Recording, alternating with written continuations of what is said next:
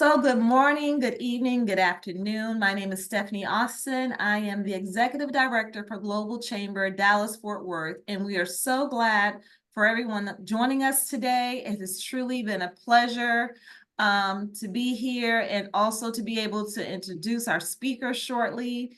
We have people from all over the world that's here with us today. And then also this will be recorded, so people will be able to see it on YouTube later on. So thank you all so much for joining us today. We have a special guest. I have grown very fond of Jennifer Thornton. It's because of the way she herself, the woman leader that she is. She is very personable, very informed, very insightful, and that's just to name a few. Jennifer is a former global executive and founder of 304 Coaching. She has led teams across North America, Asia, and in Europe. And then in 2017, she founded 304 Coaching. And 304 Coaching is a talent strategy agency on a mission to expand the positive impact of creative leadership and help organizations develop top talent in an environment of innovation and adaptability. And so we all know we need that, right? We need that skill set, and it's so great that she has that as her own organization. They work with clients to understand their long-term business objectives and design talent strategies and programs to equip leaders to develop these results. In addition to that, Jen is also on our advisory board for Global Chamber Dallas-Fort Worth. So she's an advisory board member, and she offers and brings a wealth of knowledge and also resources. So without further ado, Jen Thornton will be our presenter for the hour. And the topic that she'll be discussing today, which I was just so excited about, is leading is a mental game. And it is. And then change the way you play. And when I saw that, I'm like, wow, we can't keep leading the same exact way, right? I've been in the industry for 20 plus years, and the same way doesn't always work. And then when I saw that title, I'm like, oh, I need to learn this. I need to know more and more about this. So without further ado, as I mentioned, Jen Thornton, our presenter of the hour. Well, thank you for that very lovely introduction. That was very kind and sweet. It's been a fantastic getting to know you, and as you've taken over this chapter of the chamber, and just brought some new ideas and energy into it. So it's fantastic. There is a workbook that goes along with today. We're going to drop that in the chat for you so you can pick it up from there. But it also allows you to have some of the information I'll be sharing with you today in case you want to reference it later. There'll be no quizzes. There's no expectations of what you do with your workbook. It just really allows you to have the information if you would like to refer to it at a later time. All right. So I am going to share my screen and start the presentation. So if you have questions along the way, please don't hesitate. You can come off mute. You can put something in the chat. I will keep the chat open and do my best to watch it as we go along. I am all about these not being me just talking, but us here having a conversation together. And so, as you know, the reason we're coming together today is all of you were somewhat or hopefully a lot interested in leadership as a middle game and change the way you play. And there's a lot of reasons why I think about changing the way you play, because you may be changing the way you play right now, and you're likely going to have to change the way you play a couple of years from now. And a lot of that is based in the history of leadership. We are creating history every single day. And so I think it's fun to kind of take a little walk down memory lane. When you think about leadership way back, before technology, before the things we do today, this was leadership. You were on a farm, you were with your family. Like I can see Anthony starting to chuckle. This was leadership. You worked with your family. You weren't working with a lot of people who had different views than you, because everyone was on the farm. We all saw things together. You didn't have so many alerts on a cell phone. You didn't have everything coming at you. This was how things work. After work, you might have time to sit in a rocking chair on your front porch and look around, process your thoughts, and think. Maybe not what our life looks like today with everything going on. Even for our incredible farmers and producers, chances are their life looks a little different than it did on a farm back in these black and white days. Then we had the Industrial Revolution come along. And for one of the first times in the United States and really even globally, we started to see groups of people coming together from different things, different families, different views, those types of things. And they started to come together and work together. And so it was one of the first times we heard people starting to talk about leadership. Because outside of government or military, you weren't really leading. Military was really the only place because you had, you were with your small family, you might have been in a bakery and your son might have been coming and helping you, different things like that. So that started to happen. The other interesting thing is social changes happened. So technology brings a change and then social change follows that. So we had Industrial Revolution, right after that, we started to have unions because they were getting hurt. They didn't get days off. They were exhausted. There was a lot of things happening. So it always follows. Technology changes, social changes, and then how we lead has to change. And so that went on. Women started coming to work. If you notice the first picture, you haven't seen a lot of men yet.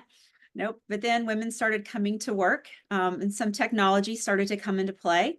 So once again, we started being able to have more information. There was a time back in the Industrial Revolution where we didn't have access to information. So we believed what the newspaper told us, and our boss probably owned that newspaper. And so our access to the truth was what we were told to see. Now we have access. We can all worry another day if it's truth or not truth, but we have more information than any of us want to deal with. And so this may feel like today for you. Does anyone kind of feel like this looks like your life today? I know mine was feeling like this when I woke up at 5 o'clock this morning and started to think about everything I needed to do today. This is what my brain felt like. And so those are the worlds we're living in today. So when you think about it, we really are these prehistoric animals that are living in this modern world that feels a little different to us. And in today's life, we are living with alien-like technology. And this is what the world kind of feels like, at least to me, and how I live right now. It's like just too much going on and it doesn't feel congruent at all. And so with all that being said, that's the kind of basis of the idea of you're always upping your mental game so that you can stay fresh and mindful and all of those things. And it's just the world is coming at us at a really rapid pace. And so the world can change in an instant. So much can change with one alert on our phone. There was some breaking news. It was the Secret Service, head of Secret Service resigning. I got 10 alerts on my phone to tell me that one thing because I had counted that. And I was like, how many alerts do I need to tell me this one thing? But I had 10. And so we really want to start to approach leadership from this idea of self-authoring, which we're going to talk about. And that's really that mental mind shift to self-authoring, so that you can really maintain this elevated mental development and this elevated state. So what is self-authoring? If you spend time with me, I talk about this a lot. And it's really the idea that internally you define your own beliefs, your own identity, and your own social relationships. And it requires leaders to collect and interpret and analyze and reflect on their own perspectives. In today's world, we are told a lot what we should think, how we should go, what we should do, how we should run our businesses. Everyone's got an opinion. And so self-authoring is really this idea is I choose how I feel. I choose how I react. I choose. The world is going to world. The world is just doing its thing. It's not happening to me. It's just happening. And when you think about leading that way, it really opens up and changes a lot for people. All right. And it's that conscious ability to respond, to look at the situation versus feeling like it's happening to us. So I'm sure in the chat, if you have a moment today where you felt like the world was happening to you, you can put a thumbs up or a yes. I know I had like at least 2 of those moments already today that I felt like it was happening to me.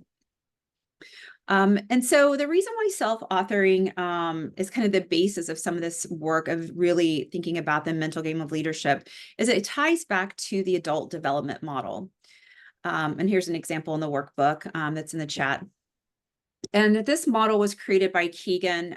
He's an American psychologist, and he really looked at how humans elevate, but then they started to look at how do humans elevate also, and how does that impact the work? So not just as a human, how do I develop, but how do I look at that from a leadership standpoint? And when you look at that from a leadership standpoint, we kind of start out at egocentric. I have a peer that's in town this week, and her son is 20.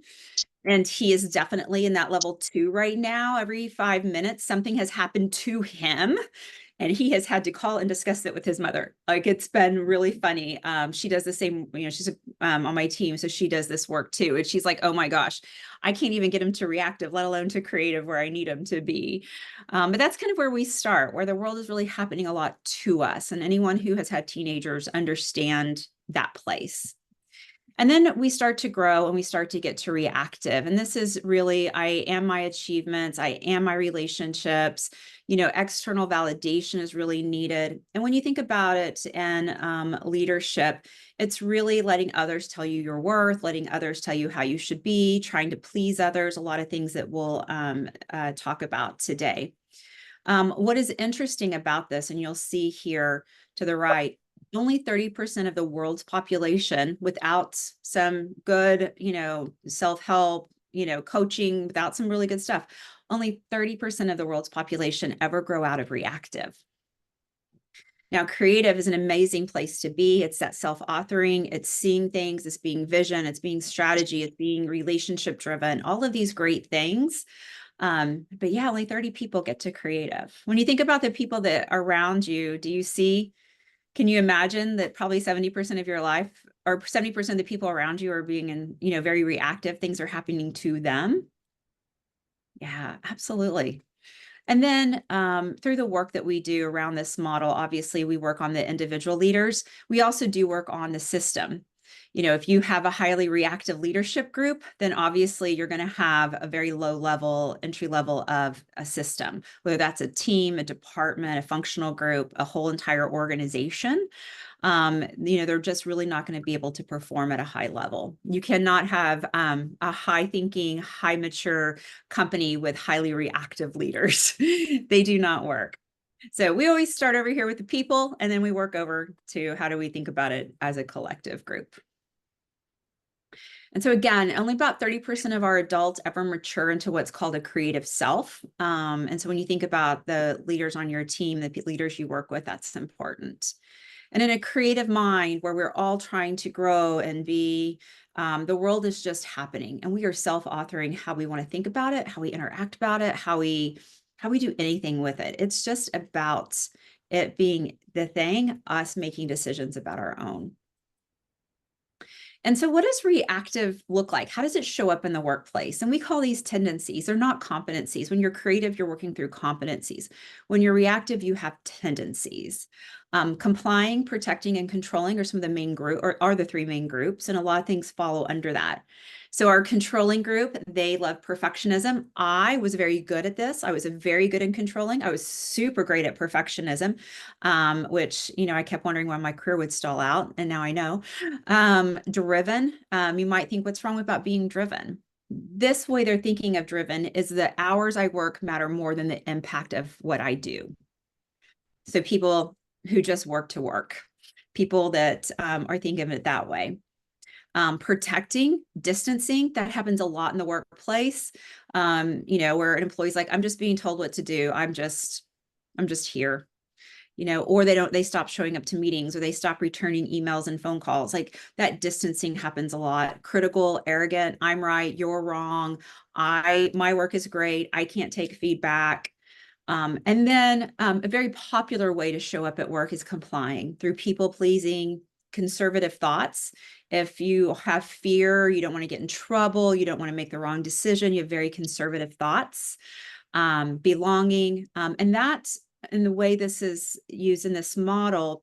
Belonging is changing who you are so you feel like you're supposed to be a certain way at work. So if everyone at work acts a certain way, even if it's against who I am, I will pretend to be that person. So you start to lose the diversity of thought and experiences very quickly. And passive, I'm just, what do you need? I'll just do it. I'll just keep doing it. I know we're driving off the cliff, but that's okay. You just told me to drive. I'm going to drive. And if we fall off, we fall off. So again, one of my favorites was being a perfectionism and trying to outwork my peers. I worked very hard to outwork them. And then they would still get promoted and I would wonder why. Because, I was too busy setting in reactive tendencies. So I'd love to hear from some of you. Come off mute or drop it in the chat. What is your go-to favorite reactive tendency based on who you are?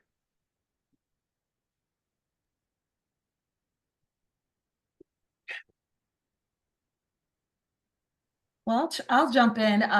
Oh my goodness, when I saw this, it seemed like I'm a little bit in both, but I would say definitely controlling. I don't think of myself as controlling, but I would say I'm driven, right? And I'm ambitious and perfectionist. People said I was a perfectionist. I'm like, me, I'm not a perfectionist. I just want to make sure it's done, Mhm. completely. you know. And then also, people have said I have a pleasing tendency.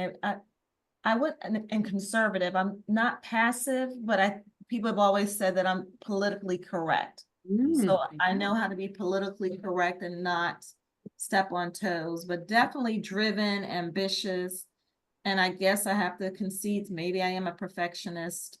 Life changes who you are too. I noticed throughout my life, I may have had some ebbs and flows in different categories, but that's some of my tendencies there. Thanks for pointing it out, Jen. Hey, I'm good really, news. We all have these. Yes. I'm really interested in the juxtaposition too, because I would consider myself driven and ambitious, but I can also be pleasing. I'm looking for consensus. Um, Can you turn your volume up just a little bit, Anthony? It's hard to hear you. Sorry. Oh, I can hear him okay. Okay. can everybody hear me all right? It's kind of like auto set, I thought, but Okay. yeah, no, I'm kind of interested in the juxtaposition because I'm both driven and ambitious, but also, I can be pleasing. And my PI profile as a captain says that I'm very agreeable until I'm not, and then I'm Yes. highly disagreeable. So Yes. It's so interesting you bring that up because you're absolutely right that sometimes what happens often if you have a highly reactive leader and they are very controlling, they, give you 10 times more work than you can even imagine doing. It's all about them and not about collective wins or the good of the group or the good of the organization. You have a highly controlling leader, what starts to happen is you have complying and protecting teams. So the team might be very pleasing, they might be conservative, they might be trying to make this controlling person happy. But when they break, just like you talked about, then typically when they break, they go into critical distance and arrogance. And so you do see really toxic teams start to go through these pieces. When you have highly reactive leaders, man, when you talk to their direct reports, they are scared to death. They are so scared to make a mistake. They're like, I have all these great ideas, but I am not going to tell anyone because if it's wrong, they're going to go crazy on me and I'm going to be dumb. I'm going to be this. Like, it's really interesting when you start to talk to toxic teams and you start to unpack all of this, one creates the other. So yeah, Anthony, you're absolutely right. That does happen. Yeah. So good. Anyone else want to talk about their reactive tendency? Because we all have them and there's some good in them. And we're going to talk about that. There is some good in them. Here's the great news is there's a lot more creative competencies than reactive. So you got more tools to grow than you do to stay in reactive. And so obviously there's relating, self-awareness, system awareness, achievement, authenticity. Those types of things are really those creative competencies that we want to start seeing leaders use. And instead of being, critical, and thinking everything is wrong, you might want to be more, strategic focused. You might want to have some courageous authenticity and have some conversations. Instead of being critical of a team, you might want to have foster team play and creativity and innovation. So there's a lot of ways to start to use some of these creative competencies. When I start working with teams on this concept, we take their go-to, their favorite reactive, and then we're like, okay, well, what do you want to do instead? And we start to work through these creative competencies and start to think about it. So it's a great exercise for you. We have a very short amount of time together today, but you could take this list. It's in the workbook that we dropped into the chat, and just kind of think about these things and pick one of these competencies to practice this week and just bring some awareness. And I think this model brings a lot of awareness. We don't realize how reactive we are until we have some awareness about who we are as a reactive person, and we start to watch the world happen to us, because we struggle to self-author. But there's so many really great things. Sustainable productivity, that's the difference from driven and ambitious. You can have big goals. You can be a very hard worker, but it's sustainable productivity. And there's some things I'll show you a little bit, and you can start to see that come out. So it's not that it's a bad thing, it's our approach and how mature we are approaching those things. Today, we don't have necessarily time to go through some of these discussion topics, but they are in your workbook, and I left them in there because I wanted you to know they're there. I think self coaching is an incredible way to grow. And so you have a whole list of questions that you can, ask yourself, work through over the next couple of days to help you kind of see where you're at and where do you want to go with this concept. So all those are in there for you. I love this question. What would it mean for your professional relationships? Man, if you were less reactive and more creative, what would it mean for those professional relationships? Because we all know that relationships are everywhere or everything. So one of the reasons why we stay in reactive is we like to reward reactive tendencies. It's interesting when you start to think about how we stay there. And a lot of it's because we're taught that that's a good thing. And so, when you look at the reactive to creative model you see here, this is actually a 360 tool. We actually do 360s to get feedback to know where someone is before we start kind of working with them, whether that's a team or an individual. Here we are as our identity, and we grow out of reactive and we blossom. But the reason why we stay in reactive and are rooted in it is it feels good. If you are highly complying, you may hear things like, everyone loves working with you. You're so easy to work with. Thank you for supporting me. You always know what to say. And when you're told that, you're like, yeah, you're right. I am amazing. I never, it's nice. I never have to worry about you getting the work done. All right, our driven people. Yeah, no one has to worry about that. Your work is always perfect. You never let me down. This is how we end up staying where we are in reactive, because we are highly rewarded for it until we are not, which was, the story that I alluded to earlier. I was highly reactive as a young leader. I was rewarded immensely because, man, my area was locked and loaded. Nothing ever slipped me. No detail ever slipped my mind or my team's mind because I was so controlling over them. But then it no longer worked. And it took a lot of soul searching to figure that out. Now, there is some strengths in that. There's loyalty to purpose, there's continuous improvement, desire for outstanding results. These are all good things. Sometimes we have to be a reactive leader depending on the time. So it's not about reactive being all bad. It's about, again, self-authoring. If the building's on fire, you may have to shout, get out, but you do it with purpose, and then you go back to that creative place to be in. And we have to reward people. We have to tell them they're doing a good job. So not only have we been told these things, you are probably telling people on your team these same things. And so you do want to recognize high performance. So how do you recognize it without reinforcing it? That seems really hard. But it's really all about language. Language and leadership go hand in hand. And so instead of, you're always right, which creates more perfectionism, creates people from, if you're always right, you're not going to try something new because you might be wrong. Telling someone you're always right really teaches them to stay small and safe. And so you could say something like, you are right. I appreciate your commitment to sharing ideas that others haven't thought about. You encourage them to still think about new ideas, or you always know what to say. I appreciate your ability to listen to the room and bring together all the thoughts into a clear message. Your work is always perfect. I appreciate your ability to understand the level needed for this project in order to sustain a manageable workload. Because there is C work, B work, and A work. I'm a true believer in that. We were not meant to be straight A adults.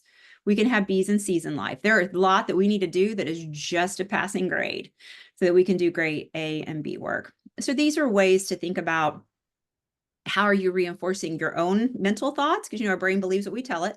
So, telling yourself things that keep you in reactive, or what are you saying to others that may keep them in that reactive space? And then there's an exercise in your workbook that you can look at to kind of start to think about different ways you might phrase things, come up with your own phrases.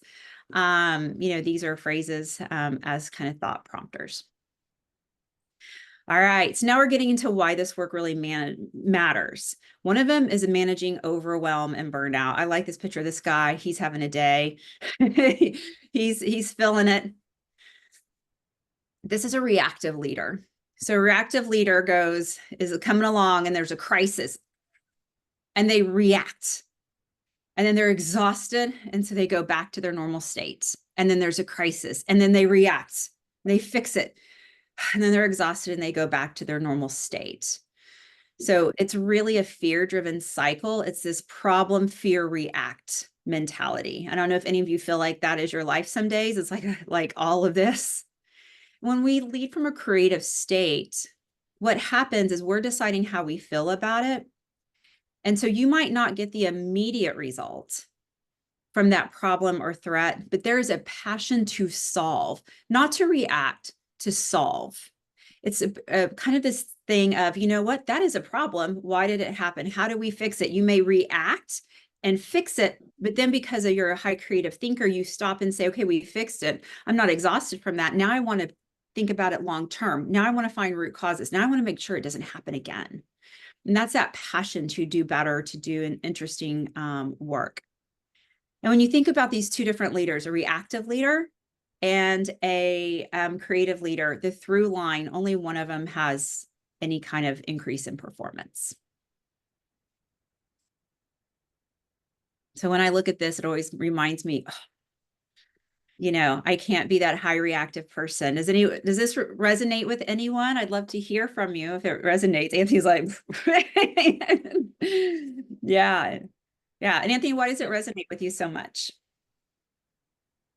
Well, introspectively, trying to show a little bit of self-awareness here on the other side. I know that I have a tendency to react in the moment. The chasing that positive outcome now, and it does.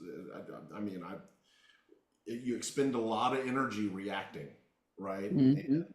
And the on the other side, on the downside of that is you don't have enough energy to take your time on some of those ramping objectives, right? So I've seen that firsthand, just introspectively to me. So Yeah, absolutely. And you can imagine teams, like I walk in and, do a lot of teamwork and helping them, be more innovative. And, we work a lot in startups. We work a lot in fast growing companies. I talk about reactive state. If you're in a fast growing company, you're just taking everything that comes in. And that's why this work is so helpful for them, for burnout, for actually moving the business forward.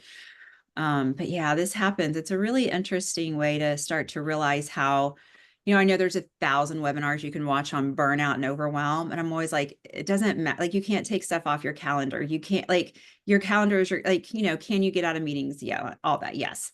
But at the end of the day, if you're not able to sit in discomfort, because this is what this is about, sitting in discomfort, if you're not able to sit in discomfort long enough to problem solve, it's going to be very hard to ever address your burnout and overwhelm.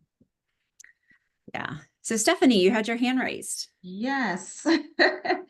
This is really an eye-opener because I would say it seems like most of my career working in healthcare or any other organization, it seems like when you join the organization, information is like or issues is like a fire hose. Fire hose, just everything coming at you at one time, walking in the gate based on your experience. They feel like you have the experience, or even I've seen it with people who may be very new in their career, and it's just so much work coming at them at that time that it sets you up or creates you to be in that reactive mode, as you mentioned. So you're reacting, accolades, you're getting it done. And here you go again, there's another project or another issue. So it's just constant reacting. And as you mentioned, in regard to the creative, which is passionate about it and still wanting to get it resolved or solved, I guess my question, how do you pull back when the work is coming at you like a floodgate? Yeah, absolutely. So that's such a great question. There's a couple of things. One, as I alluded to earlier, get really comfortable with turning in C work when it's a C level thing. C, B, and A. It's one of the things when I work with high level executives and they're like, I can't even, and then especially if they're high perfectionists, I'm like, okay, let me look at your list. What work is A, B, and C? And they're like, well, everything has to be perfect. I'm like, are you sure? Wow. And so you have to get really comfortable with knowing what is okay to be C work. And because you're not doing any A work if you're not doing C work, because you are exhausted, you're tired, you're reacting. So to do really impressive A work, you got to have a lot of C work around too. The other thing, and there was an executive I worked with for a long time and still talk to a lot. He always says, that's my stinky fish. And so as a leader, you have to get really comfortable with things that aren't right, that don't have as big an impact until you can get to it. It's okay to have a stinky fish. And we don't feel that way. But if we are trying to fix everything, we are fixing nothing. You say, okay, I've got 10 problems. Which problems make the biggest difference for me to look at now? Because again, this is about getting very comfortable in the uncomfortable. I am uncomfortable that I have my stinky fish, but I'm okay with it because after I get these 3 things fixed, I can give it the attention it needs. And it is smaller than these 3 things I've got to deal with right now. And so it's getting really comfortable and something not being 100%. And that's okay. Wow. Thank you. Yeah, absolutely. Thank you for the permission. Absolutely. I know, right? Sometimes we have to, like I'm telling you, we were not meant to be straight A adults. I also believe that children shouldn't be straight A children. Because if they are straight A children, they're like phoning it in on stuff they're great at, and they are working so hard and using so much energy to figure out how to be an A in something they don't care about. Wow. And if you allowed them to take that energy and take that thing they love and put, so much attention to it and get out, do what you got to do over here. Think about how much funner they would, like how much more they would learn, how much when they got out of bed in the morning, how they would feel different about themselves. If they were allowed to put their energy where they're really good and where they're interested. Yeah, you're making me have to go back and apologize to my children, telling them you have to be a straight A student in everything that you do. You don't know. There's a lovely story and just, way to think about it is it's this story about these little baby animals in a forest and little baby bunny. He sees all the little kids going to school and he's like, we want to go to school too. So that, the baby bunny and, the bird and, all the deer, all the little bunny or all the little forest animals decide they want to go to school. So they go to their parents and say, so they made a list of everything that takes to be a good animal. You have to fly.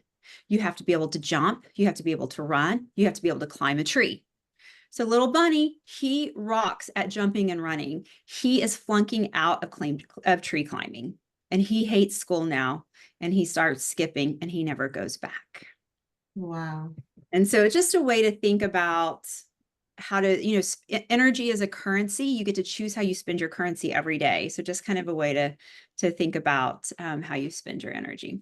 Okay. So, poor little bunny who couldn't climb a tree. He tried every day. Oh, he also he couldn't fly either. He got in trouble because he couldn't fly. Oh, He tried. wow. He tried. It didn't matter. So why does all this work matter? It matters for a lot of things. It really is, it helps you enjoy your career more.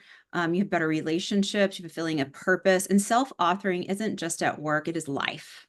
When you can self-offer life, when you've got a lot of things going on and you've got, I'm going through, my parents downsizing right now out of nowhere in the middle of summer, and we've all been called home to, take out our high school stuff that no one wants. We, and so it just happened. And so I reacted. I was like, well, there's no notice. I'm busy at work. I had all these things. And then I had to say, you know what? I get to choose how I think about this. I get to choose how I treat my brother. I get to choose how I treat my parents through this. And I feel really good with how, I don't feel good at how I reacted when I got the phone call. I feel very good about the work I've been doing with them. Because I had to do a little self-work on that situation. I was like, couldn't you have done this in October? It is hot. I was mad about the time of year. I was mad about all of it. And for those of us here that are in a business format, here's something very interesting. They've done so much research about these tendencies and competencies and their impact in business.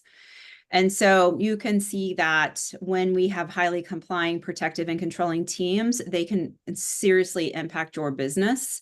You would think that complying, being, nice to work with would, help out. It doesn't. It's because people aren't bringing, having the tough conversations. People aren't telling you the truth. People are just doing the work and being super pleasant. And then you can see what starts to build your business. And how that works. There's a lot of things in this, it's around balancing task and relationships too. But the research is really fascinating about how companies who become highly creative and really recognize how to move out of reaction, the impact it has on their customers, their business, really their life. If you are in a reactive team, you are not good to your family at the end of the day. You're tired. You don't want to help someone with homework. You don't want to be nice to the Starbucks person. You don't want it. You got a little road rage. Wow. You know what that feels like when you're being led by reactive. And then you know what it feels like when you're being led through vision and creativity and team foster of play and system thinking and using your brain and feeling like you're in control. You can really imagine the difference. Good news is for all of us perfectionists, we're pretty neutral. That's my claim to fame. Even though I'm a perfectionist at times, I'm pretty neutral to the business. And here's some more of the details around all of that research. So as we kind of start to close up, and we will have a few minutes for questions or comments, again, we have to really think about our approach to leadership around self-authoring and that mental development that we've talked about today. Excuse me. Self-authoring and really thinking about, we know the world is happening. It's not happening to us. It's just happening. We choose what we believe. We choose how we react. We choose what we want to do in that situation. There is this chart in that workbook for you. There's this like 1%. I think that's the Dalai Lama or something. I don't know who all gets to that 1%. But if you can get to creative, you are in the top echelon of the human race. And again, there's those reactive tendencies. We all have them. There are times you need them. If you are using them with purpose to get through a situation so you can move back to creative, that's amazing. There's a lot of good that comes out of reactive. We just can't stay there all the time. And as I said, good news, a lot more skill set from a competency standpoint than there is. So there's a lot to work with as you develop yourself and start to think about how to be a more creative leader, because we do all grow out of that reactive state, and we have to have those good roots. We have to know when we need to jump in and do some of these things. And no one needs any more burnout or overwhelm in our life. I think we can all agree that we had that. So questions or anything else? So Stephanie, do you offer courses? Yeah. So we offer a lot of courses around innovative leadership, progressive leadership. This model is a very popular one for, I think, obvious reasons, where we work with groups. And it's a long term. It's not like usually a one and done workshop. It's usually, a 6-month, 12-month where we come in, and we start to tear down and figure it out. We practice new things, and we start to move to creativity. And we use this a lot in our one-on-one executive development and coaching too. So great, thank you. Jacob, go ahead and come off from mute and go ahead and ask the question you have there. And anyone have questions, please feel free to come off mute. And if you raise your hand, I can call your name so that we won't be talking over one another. Jacob? Yeah, no, it wasn't really a question. It was more of just a thought about how, I think, and as much as, I know that organizations, need to exist for the financial health of a lot of living organisms in this ecosystem of Earth, but I feel like we tend to put structures and processes and work, things that can change realistically without causing stress on that organization, over the people that are, helping to, run that organization and ensuring that it's healthy. But another thought that I just had was thinking about, in terms of the next generation and future generations, since our education system cannot, at least here in the United States, cannot move out of the reactionary system, where it's going to be put on, the jobs of that, who knows, parents or teachers, whoever's job it is, but like the job to teach a lot of these skills it's not being done. And so it's going to be on the bosses and the managers to bring some of these soft skills into the mix to help increase, because that number, that statistic is it makes perfect sense, but it's mind-blowing. Yeah, you're absolutely right. And you think about highly reactive, it is a company over a person. We're working on a project this week, an employer branding. So we do lots of talent strategy type consulting. So an employer branding project.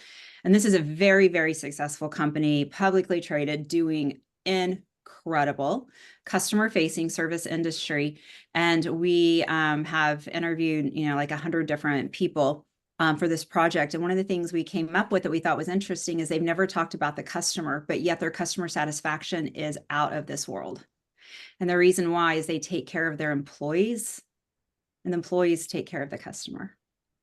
And so all they talk about is how healthy their relationships are. They talk about how great their quality of their peers are. They talk about how mistakes are okay because it's the fastest way of learning. They talk about so much.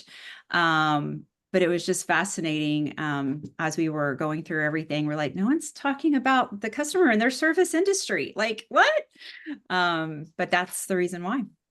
So yeah, Jacob, you're absolutely right. In our whole US, I can get started on a whole thing on that. The US school system is all based on the Industrial Revolution, where you needed a large group of people all doing the same thing without asking questions. And so that is where we are today, Jacob. Yeah. So yeah. It's really funny, Jen, that you mentioned that. I have been saying for 20 plus years that if your employees are happy, your customers will be happy, and the providers and leadership. And a lot of times it wasn't that was not the mindset. It was always the customer needs to be happy. And I agree, the customers do. We need to make them priority. However, the people that service them, if they have a negative attitude, if they're not happy with their jobs, if they're not happy, then the experience for the customer or client is not going to be a good experience, which then in turn makes it a poor customer experience. And it seemed like maybe over the past 10 years or so in the healthcare industry, they have started adopting that. But for a very long time, that was not. And I don't know where I got that concept from as a young person, because I was in my 20s at the time when I was stating that. And they said, no, Stephanie, that's not how it works. I'm like, yeah, because if my team is happy, I'm not going to get complaints from customers. And so therefore, I knew that was necessary. And they would take care of the customers before I would even have to step in, because they were happy. And happy doesn't mean that you have to pay them $1 million an hour, a very high wage, a decent wage, but how you treat your employees makes a world of difference on how the customer experience is. Yeah, absolutely. Pizza party. Yeah. Yes. They love pizza parties. They love this organization in particular. They have a benefit called Spot. It's a vendor perks, Spot Perks, something, I forget what it's called, but basically it's a website and there's all kinds of discounts. Like you just key it in. If you want to go on a cruise, you want to go do this, do that, And when we were doing the roundtables, one of the guys is like, man, he goes, one of the coolest things about working here is they helped me save $3,000 on my new truck. And I'm like, what? How'd they do that? And he goes, I just went on the website. That's And great. that, and once you sign up as an employee, you get emails every week. So they're always saying, hey, here's this opportunity. It's, whatever. And but it was interesting about how this website really made it. It's like one of their favorite benefits is this because it helps them live. It doesn't just mean about work. Most Anyhow, I can talk PEOs about whole life all the time.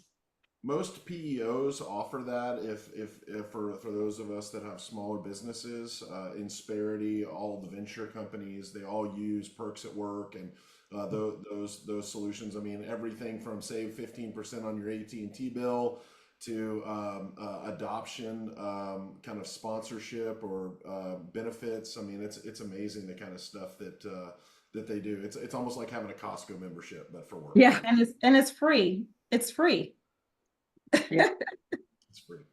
Yeah. And it's free. Yeah. So it's just interesting. You start to think about today's work. Included. Yeah.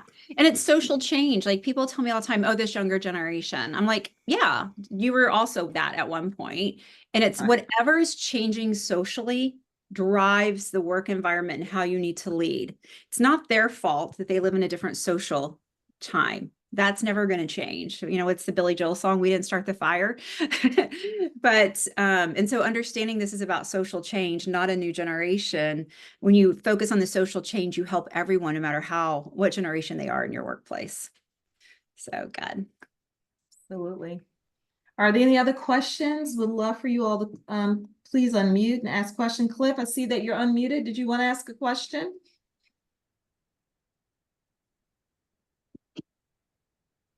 All right. So what I would like to say is that please feel free to drop your information into the chat, how we can get in touch with you, whether LinkedIn, what you do.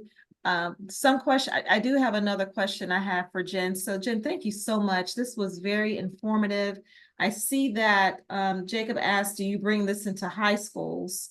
Definitely would be great, as well as I can think of some churches that can definitely use this, like my church.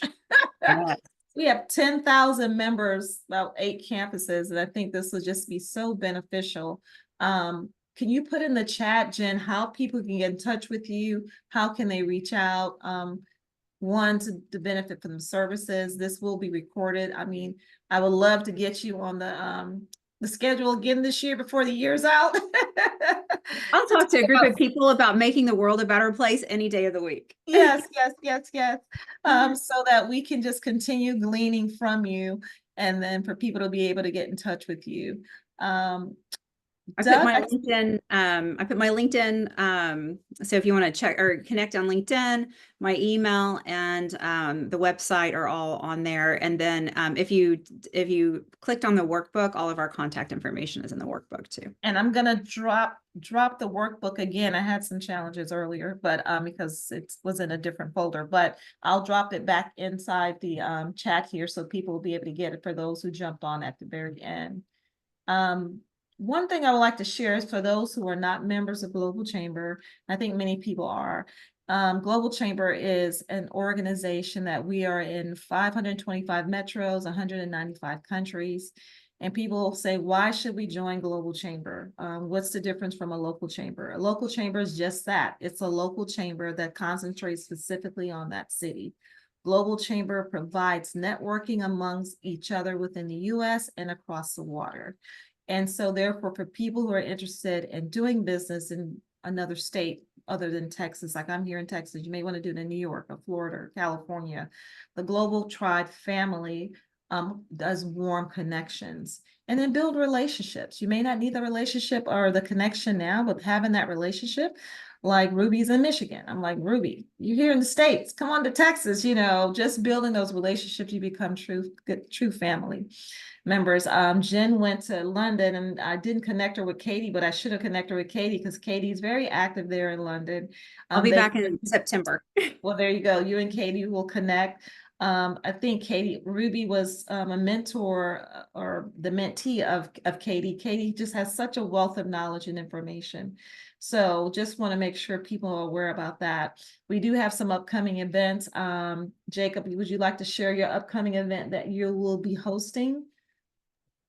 Uh, we're, still, we're not sure about the AI event for this month, and so we might be taking a summer break for July. But if that would be on Thursday, but yeah, thinking just because of travel and other things, we're taking a month. Okay, no problem. So Global Chamber Dallas, we have a monthly meetup. We meet every month, either virtual or either in person. The plan is for August to meet in person this time so we can connect with each other, giving people enough time. We have a couple of options where we'll be meeting. So for those who will be here in Texas, plan to meet with us, go to our Global Chamber event calendar. And then for those who are not going to be here, we're going to make sure that we're able to hail as well virtually for people to be able to interact. I am just so grateful again today for Jen's time and for all the information that you've shared. And because we only have a few people that stayed on, a few people jumped off, I would love for Trevor for you to introduce who you are, what you do, and then we'll go from there because we have time to tell people what we do that may be interested. So Trevor, you're on my screen to the right, so I just figured Trevor. Thanks, Stephanie. Excuse me. Trevor Baker. I lead up the education and training department of performance scoring. Anthony is my CEO, and I really enjoyed the comments that he made when we were talking about leadership styles. And I can definitely say, and I'm not just, blowing smoke for him, but I can definitely say he does work on his creative process and leads very well. I come out of a leadership background from education. I was a principal, I was a teacher, and then transitioned over into private industry about 4 years ago. So that's me. Wonderful. Oh, Thank I'm you. based, corporate office is in Dallas, but I'm based near Tupelo, Mississippi. Oh, you're in Mississippi, Tupelo. Okay. We have a Mhm. Tupelo restaurant here over in the Star. Anthony, you're up next. You're on mute though. I am, and that's not going to be helpful. So yeah, my name's Anthony Piccolo. I am the CEO of Performance Scoring. We developed a meeting management and employee engagement application that really is designed to give people a voice, to meet people where they are, to be able to meet with intent, to be able to upvote and downvote the things that we're going to be talking about, to automate the meeting minutes, to provide summaries, to provide feedback. We started back in 2019 as a feedback platform, did a big joint venture with Titus Talent. They're a large staffing company here in North America, focused on reviews and employee engagement, and quickly got into some performance management and project management. One of the unique things about our platform is while we started as an employee engagement platform that added these other modules, our meeting management sits on top of all of these things and coalesces all of this information together. One of the challenges we have in business is a lot of our data is siloed. Our understanding of people, the work that they do, the projects they're involved with, the relationships that they have, they're all siloed. And one of the things that we've really set out to do is kind of unify all of this information, provide a contextual, objective understanding of it, so people can meet with intent, can really just do their work better while spending less time doing it. I was talking to Stephanie earlier, we probably all sit in, tons of meetings all week. And for every hour meeting, we really were there for 15 minutes. Most of us, right? Different 15 minutes because we have different reasons to be in the meeting. So we're really trying to help make that time super valuable. And then again, try to elevate those voices in the room. Jen, you did such a great job talking about all the different leadership types. And, there are so many people that usurp others. I know I have a tendency with a loud voice. I can do that. And what we want to do is give people a place to be themselves, to be known, to be heard, to be valued, and so we can trust one another with a little bit more deeper affection for one another as well. So anyway, that's kind of me and performance scoring in a nutshell. I'd love to meet anyone down the road that would love to talk more about it. And Anthony's also on our advisory board for Global Chamber Dallas Fort Worth as well. So Anthony and Jen, and Jacob had to jump off. He's on our board as well. Ruby, you're up next. You. Hello, everyone. So I'm based in Accra, Ghana, but currently talking to you from Michigan. I came to the US a month ago to attend Select USA 2024. After that, I am visiting my husband in Michigan for a couple of days and head back to Accra end of this month. So in Ghana, I have a consulting firm called Global Trade Consult.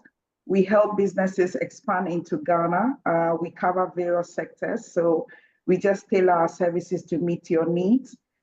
We do support our clients to go to other parts of Africa. So if you have appetite for Africa, then do speak to me. I also double as the acting executive director for Global Chamber in Accra. Oh, wow.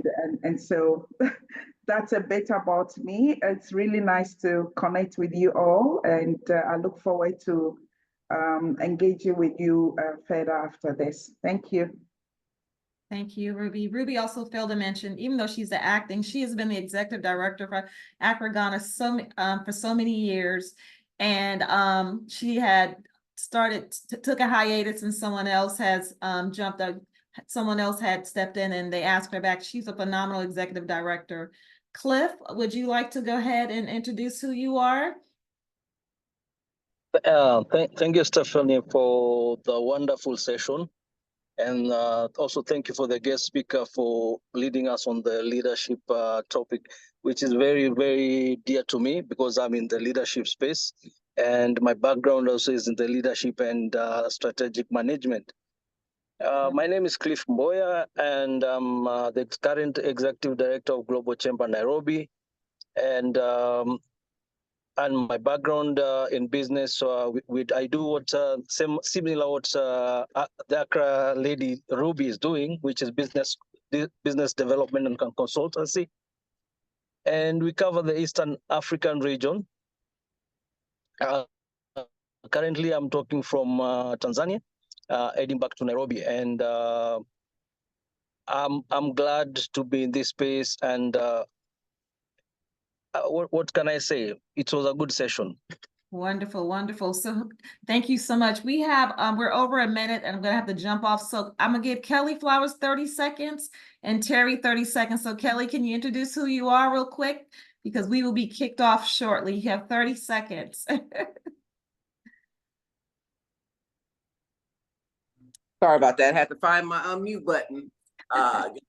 Let me see if I can come on camera. Oh Lord, can you? I'm sorry, I'm losing time. I can't find the button. Sorry about that. Kelly Flowers. I'm actually the CEO and founder of WOT Unlimited, and what we do is we actually bring value to you and your business, whether it is personally or technology-wise. And so our whole goal is to meet you where you're at, to help you with your technology needs, and to also, if there's anything that you personally need that I can bring value to, whether you need resources for, hiring, if you need, someone to just talk to sometimes, or if you just need someone basically to help you to elevate your business, that's what I'm here to do, is bring value to you. Thank you. Thank you, thank you, thank you, Kelly and Terry. You're the last. We save the best for last. Hello, Texas. How are you? This is Park City, Utah, which is going to receive the Winter Olympics 2024. Yes. And I'm going to do the ski jumping and the bobsleigh with the great guys.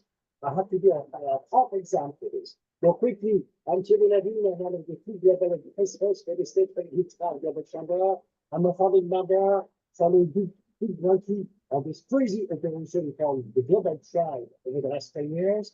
I'm a marketing photographer, translator French English, speaker French English, cinema, media, food, restoration, hospitality, tourism industry, helping people grow their products or the global companies in this part of the USA. We have one of the best experts in the US, so I cover the great Western US, everything from Texas to California. I'm an alumni of University of Houston, so this is right about my Texas flag on here. Texas flag. Texas flag. Look at you, Terry. Thank you. Houston, in a nutshell. Thank you so much. Thank you so much.